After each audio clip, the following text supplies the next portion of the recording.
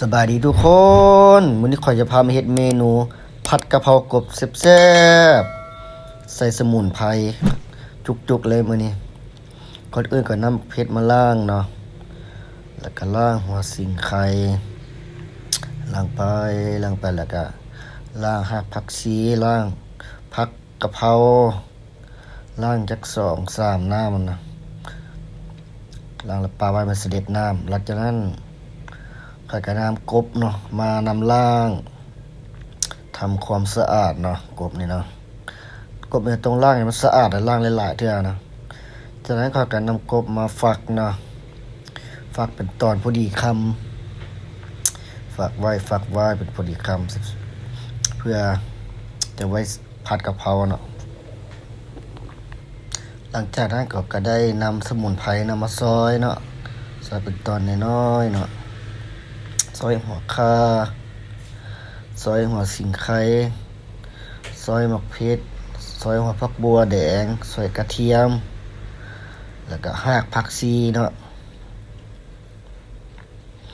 ซอยแล้วก็มาพักปลาไว้แล้วก็เอามาใส่เครื่องที่เราซอยแล้วเมื่อกี้เราก็มาใส่ครกนะใส่เกลือใส่เป้งนัวใส่คะน้อใส่น้ำตาลน้อยนึงแล้วก็นำมาตำครกเล็กตำเข้าไปตำครับก็ต้องตำให้มันมุนละเอียดล่ะตำพอหยาบๆหน่อยนึงเนาะหลังจากนั้นก็คั่งว่ามันฮ้อนแล้วใส่น้ำมันลงไปจากนั้นก็ใส่เครื่องสมุนไพรที่เราได้ตำเมื่อกี้ลงไปหม้อผัดให้มันหอมๆหลังจากมีกลิ่นหอมขึ้นมาแล้วก็นำกบที่เราล้างทำความสะอาดแล้วลงไปแล้วก็คนผัดให้มันเข้ากันเนาะผัดไปแล้วผัดปลาไว้นิดนึงหลังจากนั้นข้อยก็ได้นำน้ำที่ว่าน้ำสะอาดเนาะลงไปเพื่อให้อบไว้ให้มันสุกหน่อยนึงเนาะอบไว้อบจนกวนน้ำนี้มันจะแห้งลงพุ่นแหละอบไปประมาณ30 นาทีเนาะจากนั้นแล้วก็ปรุงด้วยซอสหอยนางรมใส่น้ำปลาเป็นเกลือเป็นนัวลงไปเนาะปรุงตามใจเฮามักอันนี้ก็ใส่พริกไทยลงไปเพื่อเพิ่มความหอมเนาะแล้วก็ผัดคน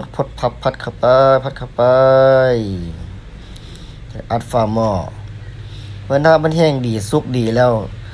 ก็จะเกียมผักกะเพราใส่นอกลงไปเลยเนาะผัดกะเพราน่ะเอาลงไปหอมๆผัดกะเพรานี่เนาะหลังจากนั้นก็ปดไฟแล้วก็เกียมจานแล้วก็ตักใส่จานพร้อมเสิร์ฟเมนูผัดกะเพรากบแซ่บๆหอมๆเอาไว้กินกับข้าวเหนียวหรือว่ากินกับข้าวเจ้าเนาะหรือว่าจะเฮ็ดของแก้มกับคักเนาะเมนูนี้เนาะถ้าคลิปนี้เป็นประโยชน์ขอให้ทุกท่านกดเป็นกำลังใจกดติดตามกดปุ่มกระดิ่งแจ้งเตือนเพื่อเป็นกำลังใจให้ค่อยได้เฮ็ดคลิปต่อไปเนาะขอบใจ